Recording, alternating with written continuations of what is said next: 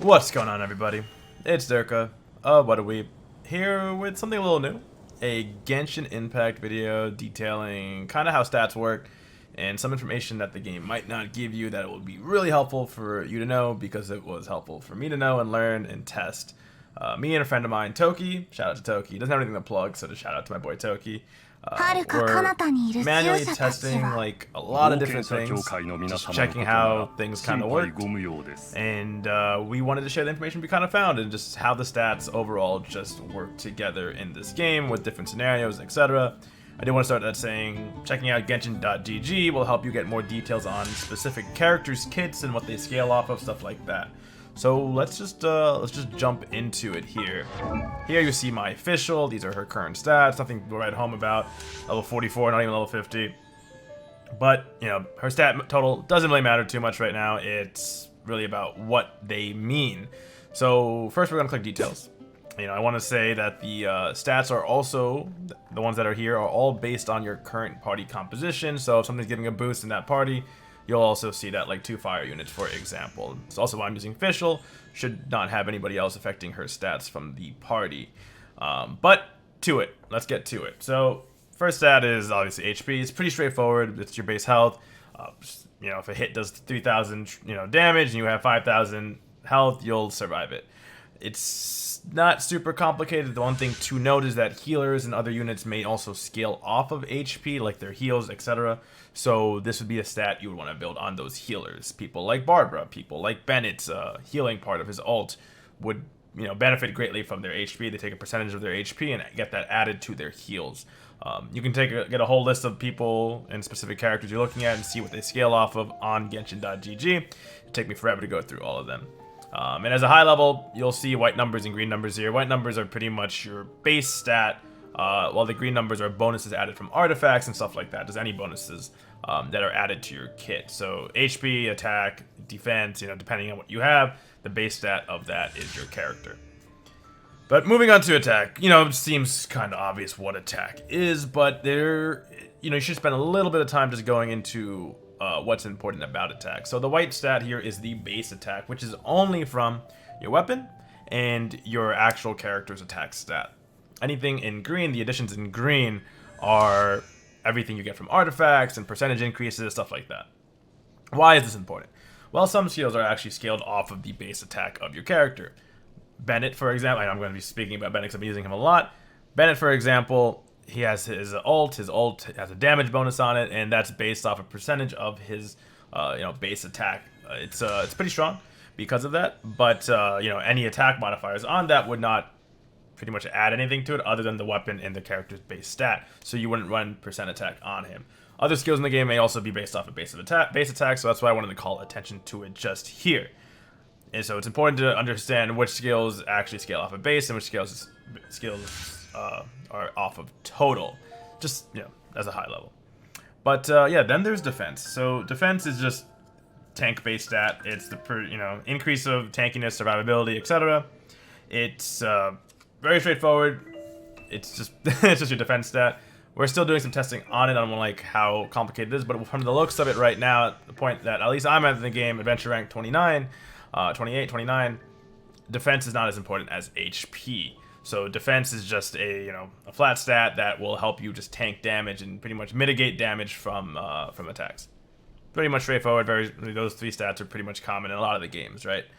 Next up is is elemental mastery. So the game does a great job of explaining elemental mastery because right here you'll see it tells you exactly what it does. So I have 202 elemental mastery, which translates to vaporize and melt damage, doing 35.1% more damage, just more damage overall. So something you want to keep in mind of for characters like Official, who you use to kind of just combo and get that damage up. Elemental Mastery affects that damage modification. So when you vaporize, when you superconduct, whenever you do any of those combinations of skills and elements, this is what Elemental Mastery is, that stat you want to look at to see how much of an increase in damage you'd get from them. Next up is max stamina. Some skills in the game do use max stamina, like Jean, the 5-star Ameno unit, has an E that you can hold and it'll take from your stamina gauge because you can hold it as long as you want until your stamina's out. But it's mainly for exploration. This is stuff you get from turning in your Geoculuses and Menoculuses, I guess. I don't know how to pronounce them. And yeah, it just helps you explore better. That's really it at a high level, right? So, straightforward. Next up is more advanced stats. Crit rate. It's just your chance to crit. Right now in the game, it is very hard to build crit. There's really only a couple of ways to get a lot of crit. And I believe only circlet artifacts have crit rate on them as a main stat. And by main stat, I mean that topmost stat that gets increased every time you level up that artifact. So you need, if you want to build like a crit set right now, you'd probably need to use a circlet, a weapon with a substat with crit rate on it, just off the top of my head, to build up crit rate.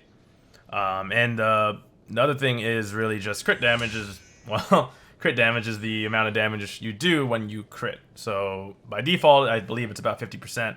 I have like 5% on my official, I believe. So you're always going to be doing 50% more damage whenever you do crit. And in my case, 12.5% of the time. So if I was doing 400 damage, it'd become 600 damage. Pretty straightforward. Next up, we have healing bonus. Healing bonus is literally just a percentage increase in how much your character's heal does. That's it. That's it. That's literally all there is to it. And then incoming healing bonus is, as a non-healer, if you have this, it'll increase the amount of heal that you get from your healer unit. Not very straightforward, kind of hard to place stat, to be honest. I wouldn't really run this stat on any characters off the top of my head, unless you can somehow maintain attack and all the other core stats, which is really hard, especially with how new the game is. Next up, probably the most important one that, to explain in this game. Yes, there's a quick little exclamation right here. It's just like amount of energy you get back from elemental particles and elemental orbs obtained, which are obtained from attacking enemies, defeating enemies, etc. So, and of course, the higher this number, the more energy you're going to get back. But that's not all there is to it. To really understand energy recharge, you have to understand how energy in this game works. Every ult has an energy requirement, anywhere between 40 and 80. 80 being very high end, like Xiang, the fire polearm girl, and 40 being very, very low, actually, being Diluc's ult is actually 40. So 2 fire units right there on different parts of the spectrum. So the ways to get energy is landing attacks on an enemy, using your elemental skill, and actually defeating the enemy will give you a clear energy orb. And those are really the only ways to get energy. And every time you get this, energy recharge will give you a percentage bonus based on how much you have on your character. And depending on the element of your character. So I really wanted to stress how important that is, because let's say you have a fire team, right? Let's say you have a full-on fire team. It's Bennett, Diluc, Zhanglang, and then let's say I have Fischl. That's actually my main damage team comp right now. So let's say you have them, and you're just doing attacks. You want to get your energy up. The main party member, the field member, the person who's on the field, when an energy is obtained, they get it at a 1-to-1 rate, which means if they got 12 energy on the field, they will get all 12 energy. But depending on what that unit is, let's say it's Diluc, that is specifically fire energy that you will get if you don't kill the enemy. So why is that important? Why does it matter of fire energy? Everybody gets a charge anyway, right? Yes, they do, but here's where it gets a little bit more complicated. So depending on your party composition, let's say I had 3 fire members in the team at that point, right?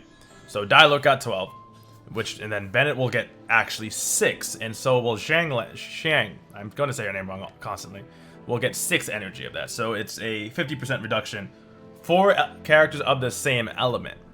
If you're using Fischl, so let's say I got the 12 energy on Diluc and Fischl's in the party, she will only get 2 energy from that, because the scaling is about 1/6 of that main stat, which is actually like, it's very low.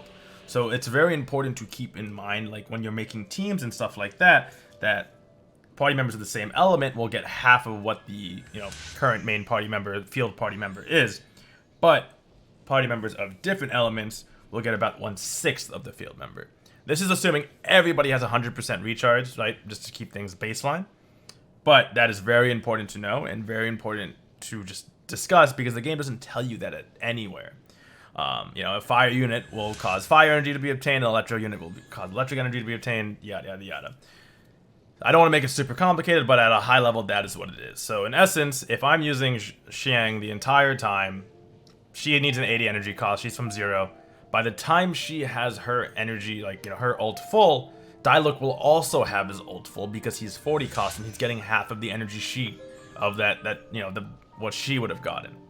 So knowing that, running a team with multiple of the same unit will let you cycle and gain energy faster than potentially a fully diversified team, which only gives you defensive stats for having one of each like different element unit, which is why, like, you know, I was talking about how I was running, you know, both you know, double fire, triple fire even, and then one electric to get that damage bonus. There's also damage bonuses for having the same kind of unit in the party, but that's for another time. So that's energy recharge though. I hope that was helpful. It's a very important set to understand for sure. But moving on to reduce cooldown. So reduce cooldown is exactly what it sounds like. Decreases the CD for characters' elemental skill and elemental burst.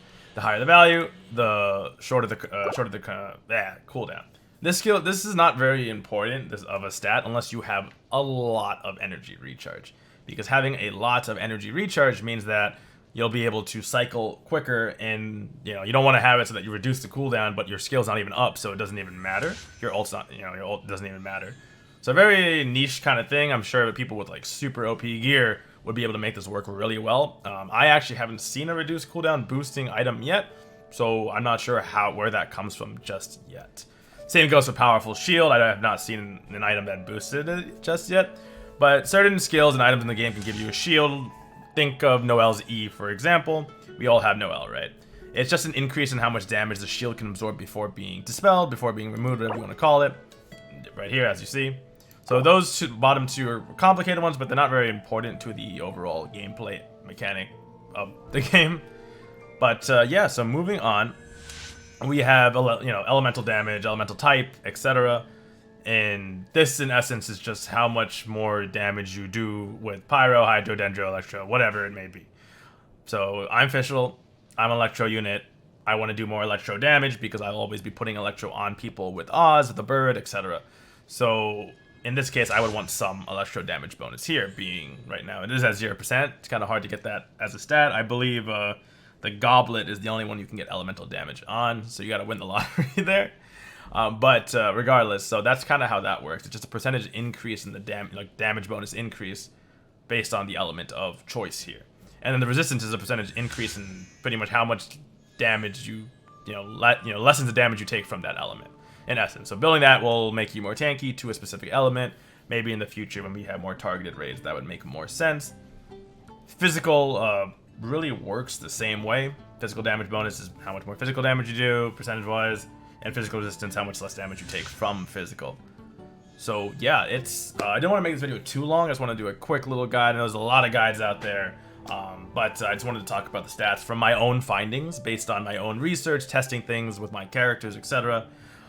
And you know, just wanted to share that with you guys. I hope it was helpful. You know, this is all done by manual research with me and my buddy Toki.